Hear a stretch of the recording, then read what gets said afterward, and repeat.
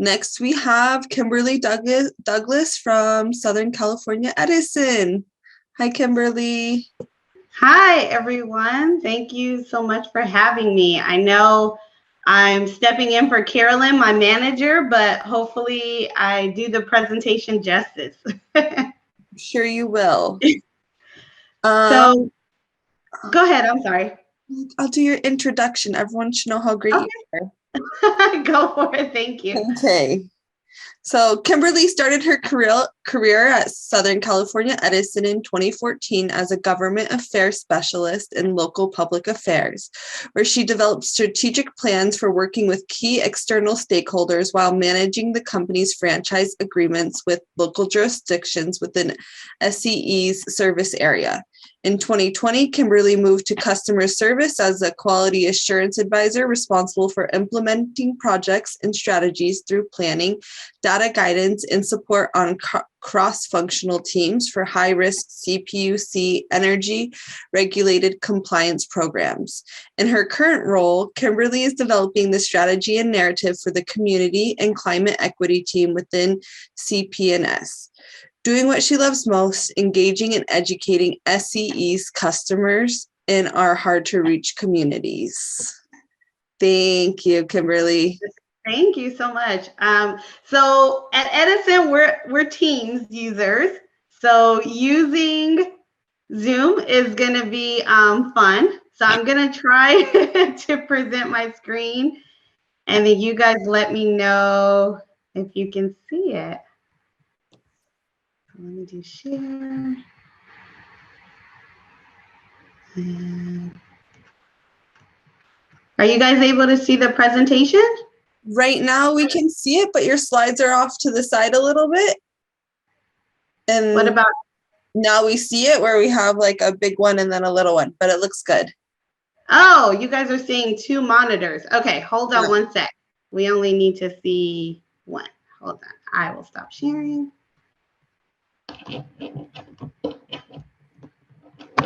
Let me unplug one of the monitors. Don't you guys love this whole working remotely and figuring out technology? It's allowed us to recruit a national presentation, of all Black and Indigenous speakers. So I have to say it's pretty cool. But I know each one's. Okay, what do you guys see now?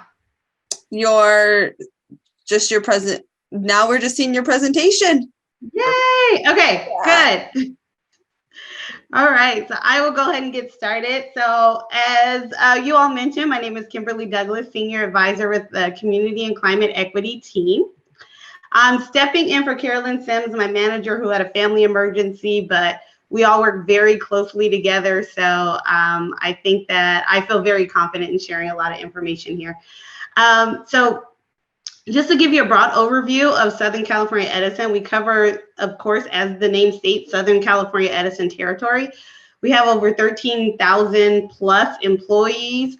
We cover 118,000 miles of distribution lines, 50,000 plus square miles of service territory, and 15 million residents, 5 million customer accounts. So we have a huge customer base, and which is even more so the reason why that the focus on equity is that much more important, because the service territory that we cover includes a lot of disadvantaged, underserved, or underrepresented communities.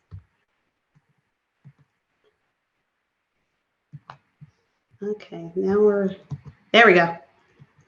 Okay, so my team, the Community, Climate, and Equity team, we were established just a year ago, so July of 2001. And similar to what Carla was mentioning before, I got to listen in a little bit. The purpose of our team is to ensure that equity is at the forefront of all of our decision-making, all of our projects, and all of our initiatives that come through the pipeline within the company. Specifically, climate change and clean energy. We do have a clean energy pathway, a goal for 2045, and many of those changes impact our underrepresented communities. So when our leadership and our vice president of customer service established this team, it was to answer the call and ensure that all of our customers received access regardless as to what level they are. So this is our small, mighty team. I just want to share a little bit. So this is the team. We all report to Carolyn. All of us have different portfolios that focuses on different areas of the company and different projects within the company. My overall goal is to develop the strategy for the team and to ensure that each of these projects that we manage has a focus of equity. But then my colleagues focus on specific projects within the company. And my role is a hybrid role, actually. So I'm a senior advisor on the Community Climate Equity team, but I'm also the president of Networkers. And Networkers is our Black and African American employee resource group. And our focus is internally on equity for the Black employee community. So equity is at the forefront of everything that I do, and really focusing on underrepresented customers and employees are at the forefront of all of my projects. Our mission for the team is to engage our community-based organizations to provide access and information to our customers. So we have hundreds of community-based organizations, and I have a slide that I'll run through in a little bit to share more information on how we utilize the CBOs. But we utilize them and partner with them as a way to reach our hard-to-reach population. Many of our customers have trust in relationships with the community-based organizations, so using them to funnel information about resources, programs, and education about things that are happening within the company is how we utilize them. Our overall vision for the team is to build and reestablish trust for our customers within those hard to reach communities. So every opportunity that we have that is a touch point for our residential customers, we use that as an opportunity to educate them on future resiliency and sustainability opportunities for them. Edison and the state of California are forever changing. Climate change is impacting us. As you've seen, we've had one extensive heat wave already a couple of weeks ago. We have another one hitting us this week.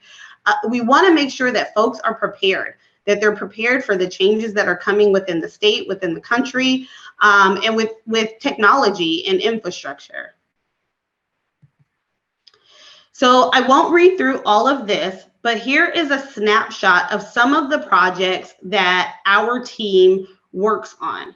So we have our transportation and building electrification efforts, which I spoke about earlier before. We have a goal in 2045 to ensure that there are advances in EV, electric vehicle adoption, and also building electrification. We have our climate adaptation program and project that I will speak about later. We also have a huge focus on our AFN, our access and functional needs community, in ensuring that they have access and there's community outreach there. Environmental and social justice, and corporate affairs and community engagement, our philanthropy efforts within our community-based and nonprofit organizations. This is just to name a few of the areas that we touch on. There really has been a focus on community outreach and community engagement with all of the new decisions and initiatives that are coming from the California Public Utility Commission. So we are regulated by the CPUC, and we're now seeing it more than ever that community outreach and a focus on equity is at the forefront of those decisions that are coming up. So I know the focus of this conversation is on advancing equity through workforce development. And one of the areas that we have done that in is our line worker scholarship. So I get emotional every time I talk about this program because it's near and dear to my heart. This program was established as a call to action for the company, right?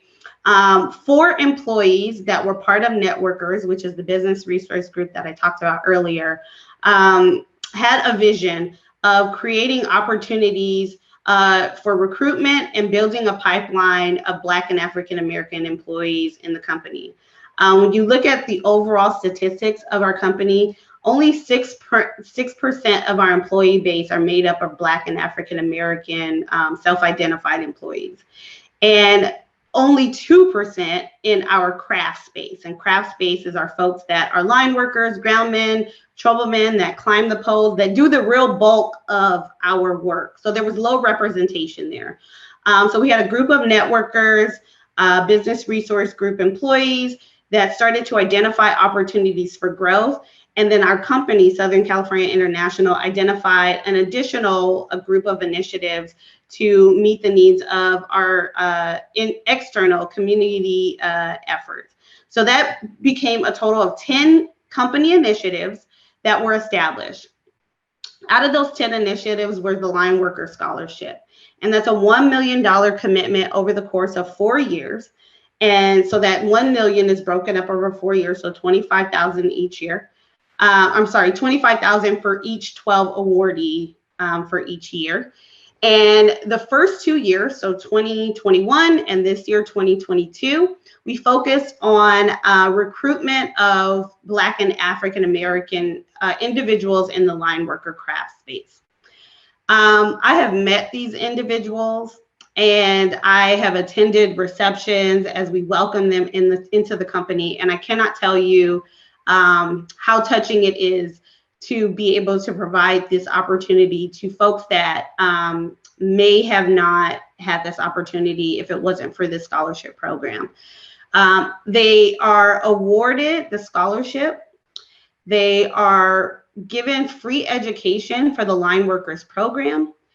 They are assisted with rent, with childcare, with transportation.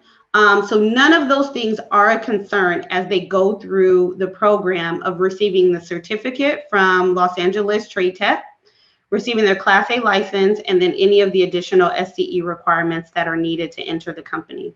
They come in as a groundman, which is an entry-level position, making upwards of close to 6 figures when entering the company. We've had conversations with some of our new groundmen that have just entered. We have 4 that have already been placed with their locations, and they're already working 100 hours a week. So it's not easy work. It's difficult. It's hard work, but the payoffs are extraordinary. And it has just created a lot of opportunity for folks that, you know, are not coming with a college degree, did not have any other education, and really want to make a difference for themselves and for their families. So each year around springtime, we open up the applications. We have a group of 12 that have just entered, our cohort 2 that have just entered into the certificate program. And then next spring of 2023, we'll be opening it up for the next group of individuals to apply. The application process is not easy, it's extensive. However, the rewards are, are huge. Oh, I just talked about this. So here's the timeline that you guys see here, where we talk about the application process, when they are reviewed, when we award the scholarships, and then so on and so forth, the hiring process. There is testing and a background check that takes place. However, the testing is more of a generalized test that most employers use. But once they've completed the certificate program through LA Trade Tech, they're pretty much guaranteed employment in the company. So here are some partnerships that have supported us through the program.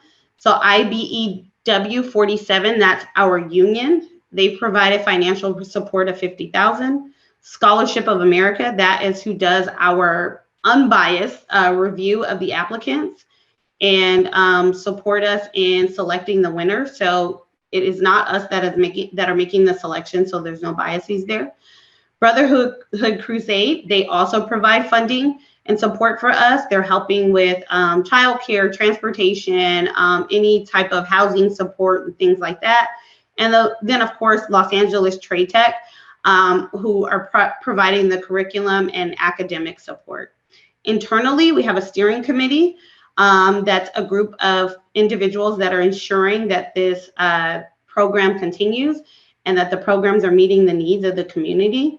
We have a working group that's led by DEI, Human Resources, and our Transition and Distribution group. business resource groups. So that's my team, networkers that I spoke about earlier that has a focus of our Black employees. So we do a lot of grassroots advocacy for this program. We are making phone calls. We're encouraging folks to apply. We're helping them complete their applications. We're going out to different community events and sitting down with them and helping them to complete the applications. So there's a lot of grassroots work that goes into this program from my team. And then, of course, the corporate communications and philanthropy team that are funding the $1 million for the program. Here's a great picture of our cohort 1. So many of these guys have already received placement to their locations. Fontana, we have Compton. So, you know, they get a first selection on where they would like to be placed within the company. So we try to accommodate them, but ensuring that diversity is kept front of mind when we are placing our individuals at the different locations. We do have some links here, and I'll share this presentation deck after we're complete, but there's some links to some great Energized, we call it Energized, which is our internal communication that we send out publicly that highlights great information and work that we're doing within the company.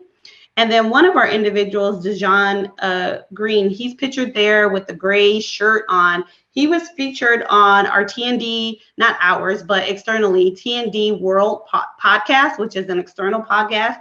And he shared his journey and his story and how this program has impacted his life. We hope that information that we're sharing out externally really encourages other folks to participate and to get involved. And hopefully other utilities do similar programs. We have seen the gas company and other folks show interest in creating programs like this for their utility. So here's our reception. I will be very honest, I could not stop the waterworks at this reception. Seeing their families, their kids, and just knowing that they, you know, have made a change that is going to impact their life and they've taken a chance.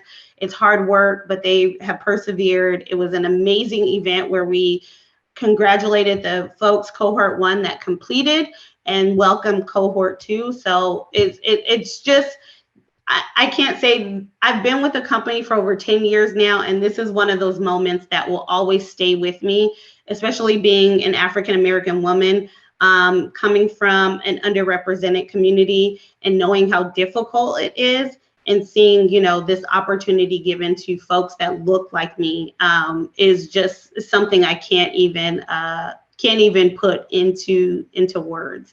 We are expanding this program in 2023 to include other underrepresented minority groups. So we are expanding it to the AAPI community and also Native American community, and hoping to get more women included in this space. If you guys see there at the top with Pedro, who is our CEO, is Nicole. She will be our second female craft worker. So she got a lot of special attention being a woman and a woman of color. So we are very excited to have her on board, and she's a tough cookie, and she's gonna keep up with the rest of the guys that are going through the program. So I'll pause there before I go into more detail about our relationship with community-based organizations. I just want to do, number one, a time check, and then also, are there any questions before I proceed? This is beautiful. And people made comments like Casey says, I always enjoy seeing the hands-on pole learning at LATTC from the train. And Erica Forrest said, this program is so transformative, especially to ensure access to Black wealth and empowerment. Amazing. Yeah. Yes. Oh, those comments touch my heart. Those are my sentiments exactly.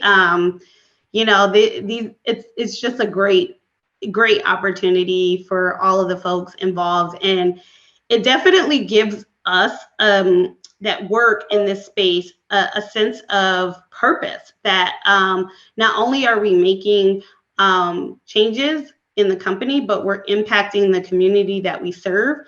And it's definitely energized me personally. So I can't say that enough. So I know I have about 10 minutes. I'm Erica sorry, go had ahead. a follow-up question for you though. Erica Sure. wanted to ask, how can we support you all? Obviously money is needed, but what else would help? Yeah. And how are you thinking about expanding your program? I mean, to other utilities. Yeah, I think promoting it is a great avenue. I, again, will send this presentation and it has my team's names listed.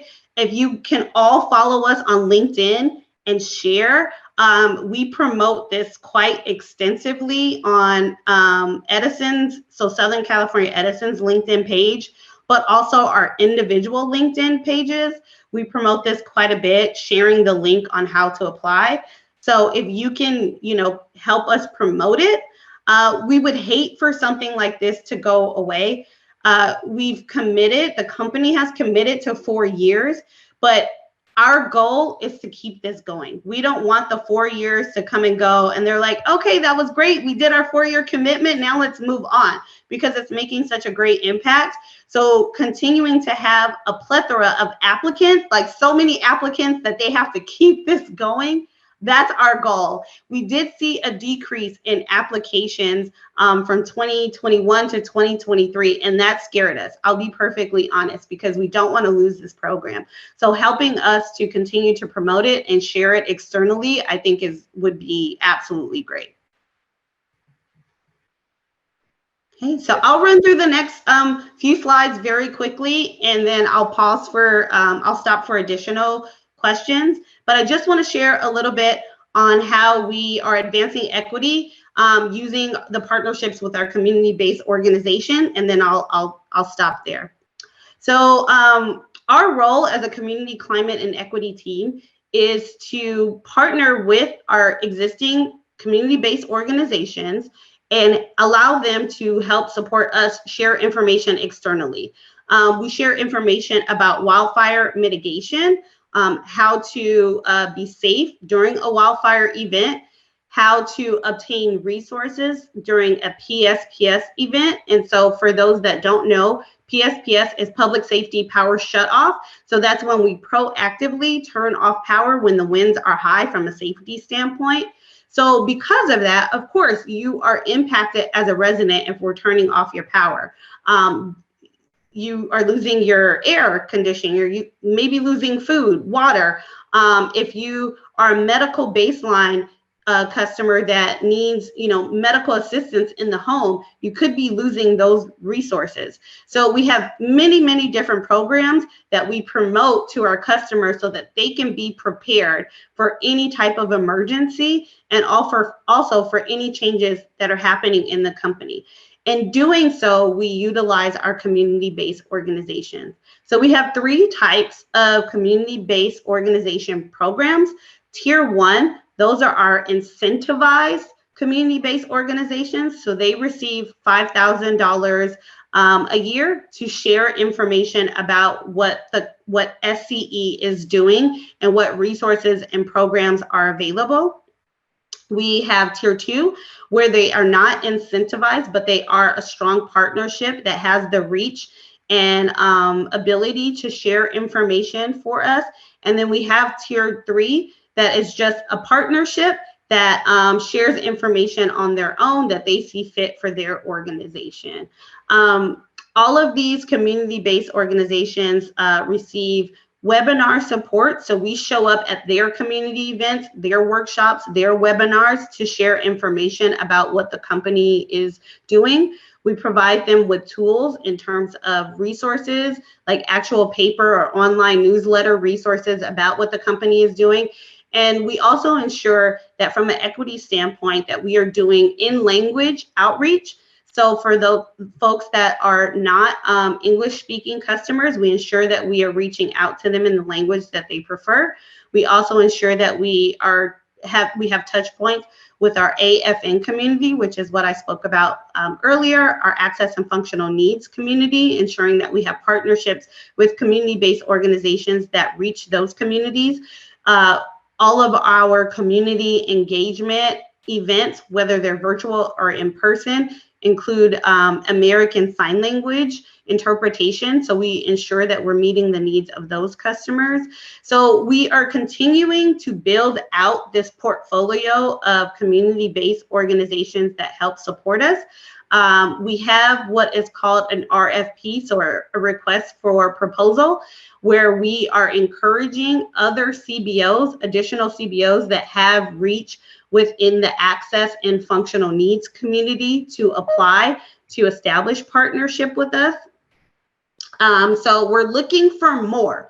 So if there are organizations that you feel are qualified to meet the needs and are able to share information externally, please don't hesitate to reach out to us.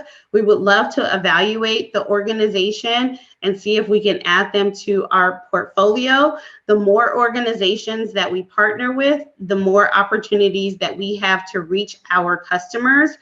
This is a huge, this is one of the largest vehicles that we use to target our disadvantaged and underrepresented community, because they trust community-based organizations. So if we can expand that reach, we're always looking for opportunities to do so there. So I want to pause. I had a couple more slides, but I will let you guys read those on your own when I share out the presentation. So I'm gonna stop. Let's see. What do you guys see here? Let me stop sharing. How do I figure this out? It's an endless loop right now. Oh yeah. Okay, there we go. There we go. Okay. Yay, great job. Woo! So I wanted to open it up for any questions or recommendations that you guys have. We're always open to feedback. As I mentioned before, we're a new team. We're a brand new team in this company. We're only a year old. We're figuring out this thing called equity and how it can be included in every single project and every initiative that the company has. So please, I mean, I'm open to recommendations and feedback and everything that you guys have to share.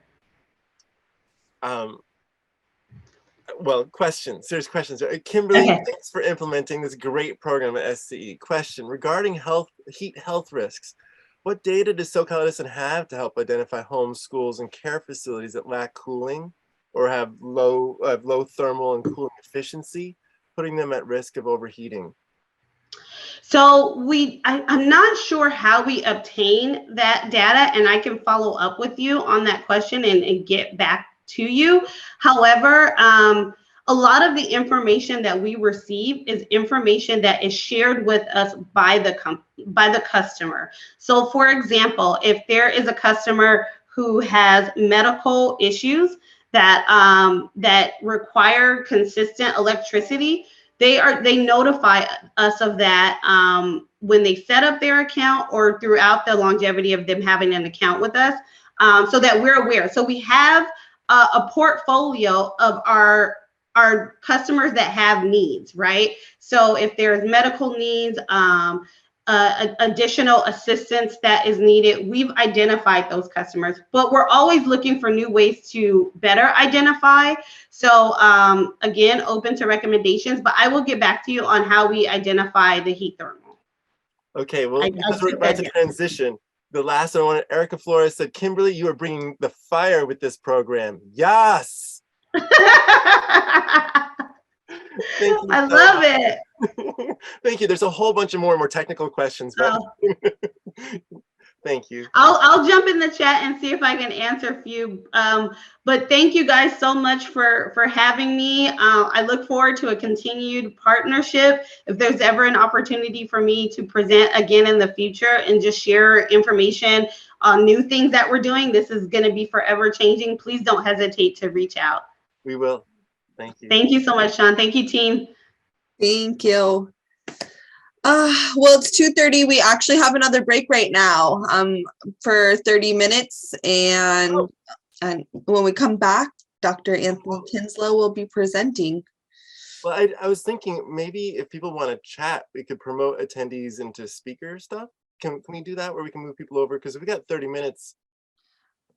Oh my gosh, we just had a whole bunch of cool things happen. I know. I'll start moving people. If you want to start in the chat right now and chit chat with Sean, raise your hand as the attendee. And yeah, because we got like 30 minutes. And so in that case, I mean, Kimberly, if you don't mind coming back, I could go through a couple more of the questions that you could answer.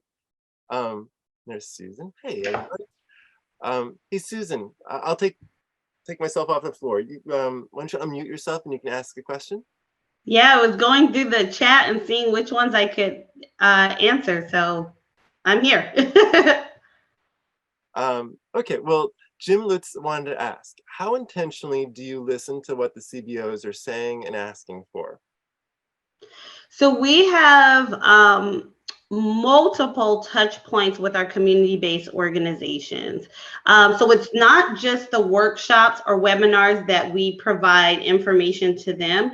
We also have quarterly sessions with our CBOs so that they can share their needs, and they're more of listening sessions. So we frequently have these open conversations with our community-based organizations so that they can share, that it's a two-way dialogue and conversation, so that they can share their needs and that we can help better serve them. It's absolutely a partnership. It is not a one-sided thing where it's like, here's all of our information, share it. This is how do we better serve you as an organization, because we are community stewards. And then how can we better serve what it is that you need to communicate out to our customers? So we absolutely have ongoing meetings and conversations with our CBOs. I commented that it was not coincidental, right, that your program was created a year ago. And so was the World Resources Institute's program. And I'm wondering, and you're concerned about the longevity of this 4-year program. So the national protest, could you speak a little bit to what made your program, as opposed to me? You explain, how did your program come into existence, do you think? Yeah. Okay, so we're gonna keep it real, huh? So I'll be 100% transparent. So prior to the world shutting down and the murder of George Floyd, there was already some challenges that the company was facing regarding diversity, equity, and inclusion internally. So networkers, my business resource group, began having listening sessions and what we call space for dialogue sessions. And the space for dialogue sessions allowed for employees to share what their concerns are, what their experiences have been in the company, what challenges that they have faced. Executive leaders were included in those space for dialogue sessions. However, they were not allowed to speak, to refute, to disagree. They just had to listen. And it was a safe space for all of our employees, me included, to share what my experience has been as a Black individual in this company. So we were already in the works of, this diversity, equity, and inclusion plan. What we wanted to see out of this framework. And then boom, the murder of George Floyd happened. And it was like, no, something has to be done. Something has to change. We have to create space and representation for Black individuals. And that's what birthed the 10 commitments. So the murder of George Floyd happened in June of 2020. The rollout of the 10 DEI commitments that impacted the community and impacted employees was rolled out August of 2020. So it was like, no, we're not playing no games at this point. Something had to happen.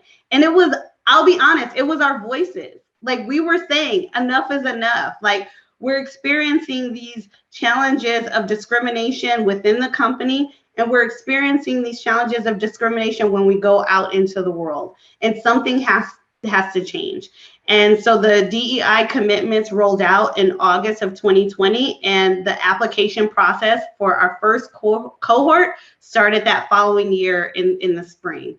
And so that's why, you probably hear this sense of fear of losing a program like this, because this was like a real advocacy call to action where it's like we have to do something, we have to make a difference, because here are the challenges that we're facing in the world. What are we going to do to help move this initiative forward? And I don't want to lose it. I mean, I'll be perfectly honest. It's just a great opportunity that makes an impact on all minority communities. So if you're succeeding, like, you know, like it makes you cry. It's so it makes me like it's a Yeah. success. But how many years do you think you need actually to get this place back into balance, where you have 8 to 12% Black employees, where it's 100%, you know, like where you're getting proportional and cultural change, like? Yeah. So the right. So the DEI commitment works on both, right? It's the internal cultural shift. We have DEI OU plans, so that's organizational plans for each organization with the company, where each vice president has to show their initiatives and their DEI efforts within each of their teams. And then we have the external components, where it includes us continuing to support Black community-based organization, Black advocacy groups. We have programs like the Line Worker Scholarship, so there's the external component as well. And then you have a team like mine, which is the Networkers, where we work to not only ensure that equity is included in existing employees, but we're trying to build the recruitment pipeline to increase our numbers of representation. So you have all of these different swim lanes that are working to get our numbers up, to increase representation. I honestly don't know how many years it is going to take. I don't think that 4 years is enough to increase representation in the craft space, which is the line workers and groundmen. I don't think 4 years is enough. So, you know, part of my goal is to keep a program like this going so that we can increase that. We benchmark against other utilities, seeing what their representation, like if you guys are familiar with DWP, Department of Water and Power, they just focus on LA City, and they have a higher percentage. They're almost double what we are. We're at 6% overall. They're at 15%. So it's like, how do we get there? What do we do to get there? And it's ensuring that we maintain the company's commitment to this, and that it wasn't just, you know, in the moment, in the wake of protests, in the wake of the murder of George Floyd, and that this is a commitment that the company has moving forward. And that's my job as the president of Networkers, to stay in their face and say, hey, we can't lose sight of these things. And it's interesting because like 4 years ago, before I even joined the board of Networkers, you know, I started to see certain things happening, and I told myself, like, all right, you can complain about it, or you can put yourself on the line and try to make change. And that's how I ended up here. And then, you know, God was intentional, and he said, not only are you going to be the president of Networkers, but now we're going to put you on a team that focuses on community and climate equity. So I got it twofold. So there's no turning back for me. I'm all in. That's wonderful and reassuring. I was just looking at the stat. It's about 13% of Southern California is Black, which is a huge, vast area. And I'm not like Los Angeles or LA Basin or something, but when you do benchmark yourself against the LA DWP, who only focuses on LA City, and they're a much smaller utility company. It seems to me like you're not going to get this done in 4 years. Yeah. Because so even a different question is like, if 4 years that you've not succeeded, are you guys doing enough now? Like, is this actually scaled sufficiently to accomplish things? And it's an unpleasant question to ask you in front of everybody, but I'm just. Yeah, I can't say yes, we have, but that's why there are multiple work streams working simultaneously. It's not just the line workers scholarship. We actually have a group of individuals that are in DC as we speak at Howard University, which is a historical Black college, recruiting at their job fair. Like, we're literally begging people to come and join the company. Like, if you got to move from DC to California, here's why you should. And luckily, my colleagues that are in DC right now, they are Howard alum. So who better to recruit folks or folks that graduated from Howard and encouraging them to join our company. But we also have to ensure that this is a safe space for minorities to join, right? Like there has to be a shift in the culture because we don't want folks to just join the company. We want them to join the company and stay. So there's a retention component to this too, because you can join a company and if it isn't inclusive, if you don't feel heard, if you don't feel valued, you're out the door. You've done a few months or a year, and you're like, this isn't the place for me. So there has to be not only this recruitment pipeline, but the retention as well. When we do our business plan for networkers, we're looking at the 5-year plan, the 10-year plan. This is it's ongoing. I don't know what the timeline is, but I think we're in the fight for a while. There's a question that Jenny Lowe has that follows up on that. And she asked, has there been a cultural shift within SoCal Edison after the DEI commitments were made? And maybe you want to like talk a little bit about that. Or is this still being worked upon?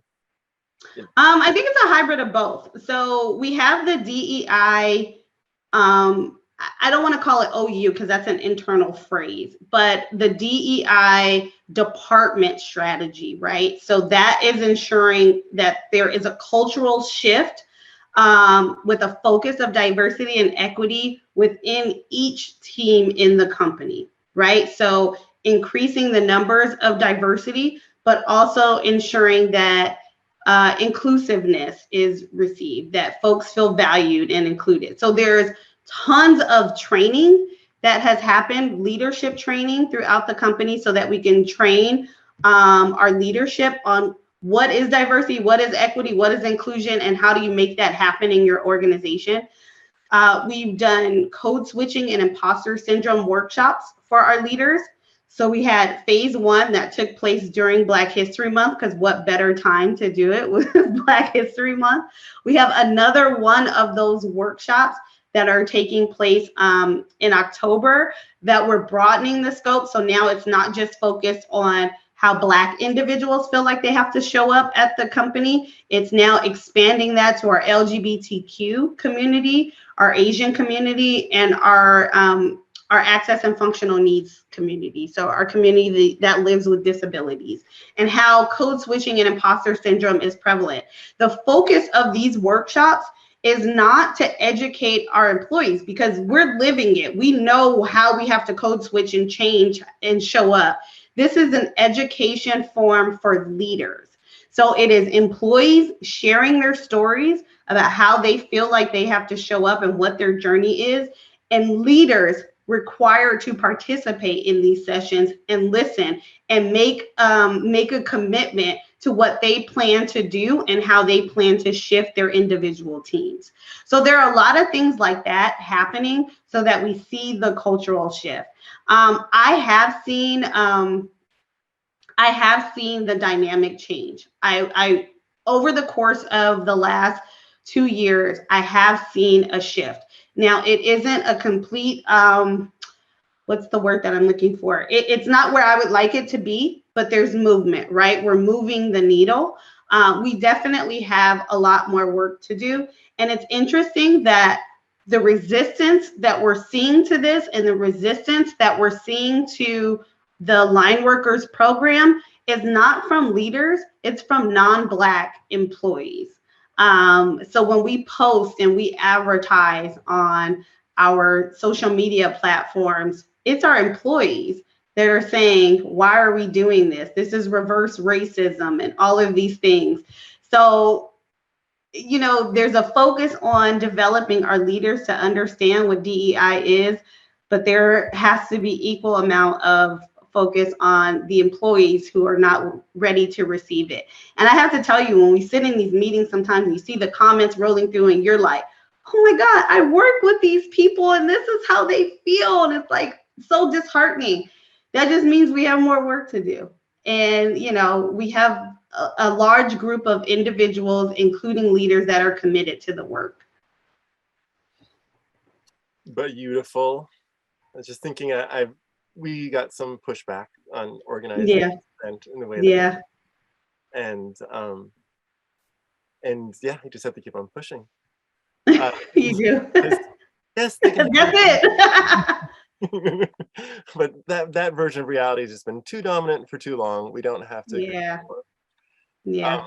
Here's just like a straight up simple question, because you've been working hard for me here. No problem, John. Okay, so Tim Frank wanted to know, is the LA Trade Tech Training an MC3 program? Oh my God, what is MC3? Is that like a technical term I should know about? I don't know, Tim. You're going to have to explain to me what MC3 is, and I will get back to you. Look, I'm jotting it down.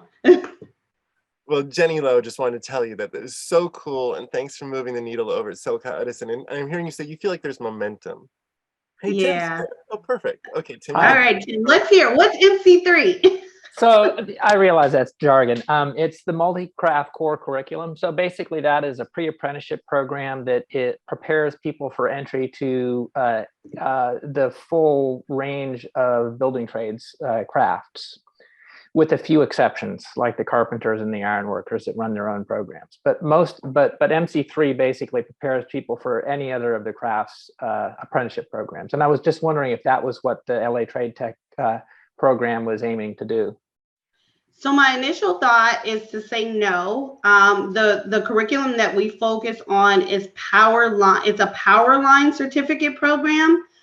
However, I will confirm and circle back. But my first inkling is to say no, that it's just focused on power. So is that an actual apprenticeship program or a pre-apprenticeship program? I mean, it's a pre-apprenticeship program. It allows the entry-level position of a groundman in the company. Yep. After you've been a groundman for 18 months, you can then enter our internal apprenticeship program. That is a 2-year program where you can then cross over and be a line worker. Got it. Thanks. Excellent. No problem.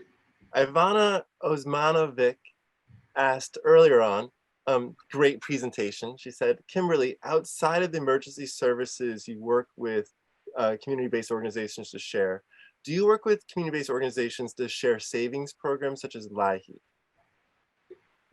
Yes.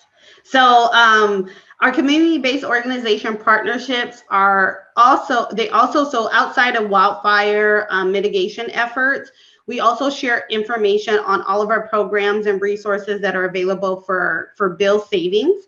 And then we also share information on time of use. Time of use is a new rate program that allows you to determine when you use the most electricity to put you on a different tier. So it changes your tier based on when you use the most electricity, in hopes that you're able to reduce your usage and save funding. So we share that information as well. So any programs and resources that are beneficial to our customers filtered through our community-based organizations to our customers. Excellent. Hello, Lonnie. Did you have any questions? No. Sorry, I know that's my job to do the questions, and your job to do the just want to make sure, because you like that a couple times. So, okay, so we have about 10 minutes left. And I wanted to make sure we get it, like we squeeze the last little bits out of you. So, do you have any things that you haven't shared that we should know? Because this is a groundbreaking program that PG&E hasn't implemented, and San Diego Gas and Electric, and no one's doing this well. So I guess that's my deeper question. You said you shared it on LinkedIn, but are you seeing movement of how we could fix this problem at other utilities? Because yeah, I think it has a lot to do, like we have to start engagement early on. Like it can't be, we're starting now where we're promoting, but I think that we need to get into the schools, and we need to promote opportunities like this as people are exiting high school, right? Because a lot of individual high school seniors don't have the desire to go to college. My nephew being one of them, he had absolutely no desire to go to college. He said, I want to find a trade.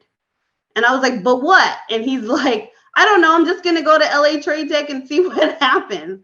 And there are many individuals like that. So he's now, he was not selected for this program. Of course, there are some, conflicts of interest there because he's my nephew, but you are able to enter into this program outside of the scholarship. It's just like any other program, you got to get a student loan for, so he is going through the program. But having these conversations and getting into the schools at the high school level and saying, here is an opportunity for you to select a trade where you can make over 6 figures a year without a college degree. And, we've had many mentoring programs and workshops with minors and high school students.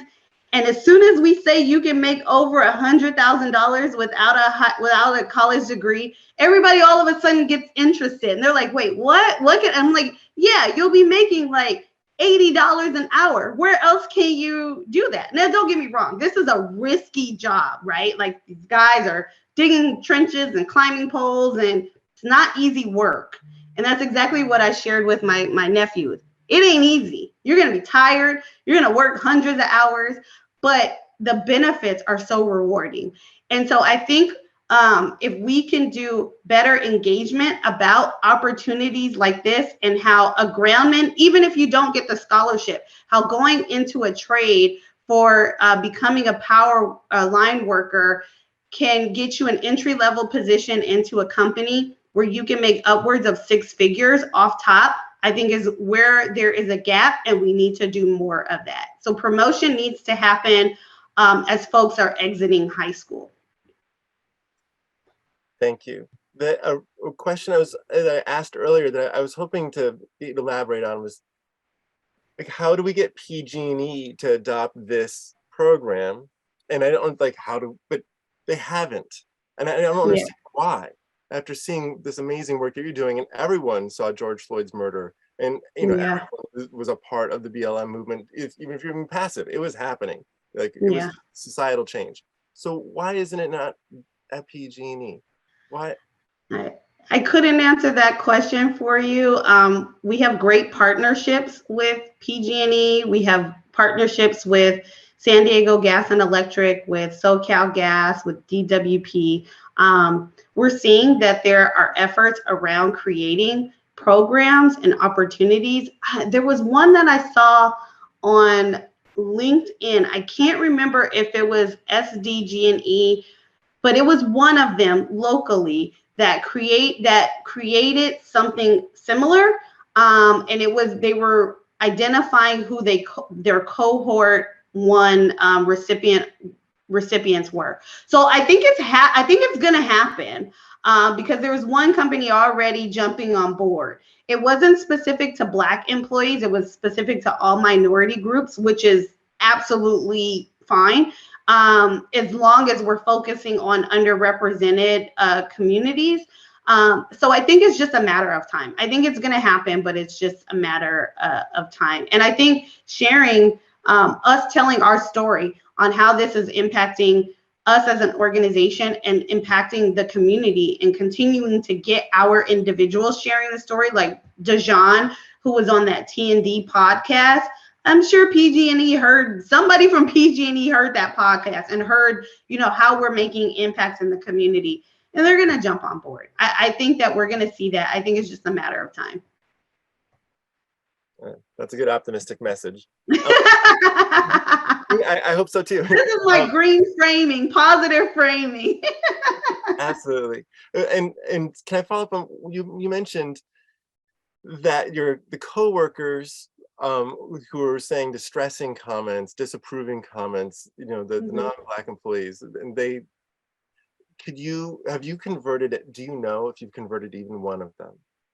And I understand societal change and opinion change, very hard. I don't know. I don't know. A lot of the internal meetings that we have where we see these disparaging comments, they have the autonomy to be anonymous. So they like to put the very what we call spicy commentary. They do it as anonymous individuals.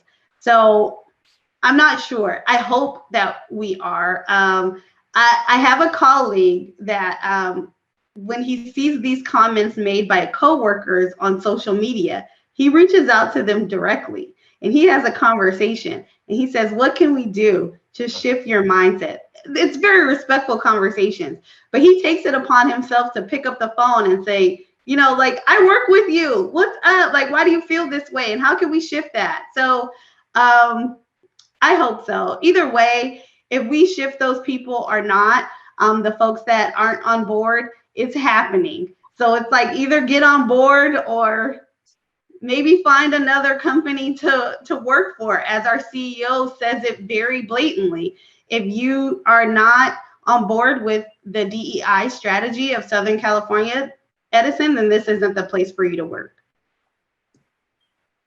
Not be any more clear. That's awesome.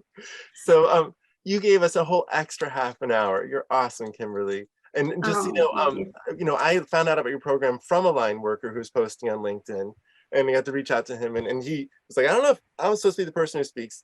And then when SoCal Edison, so it should be your manager.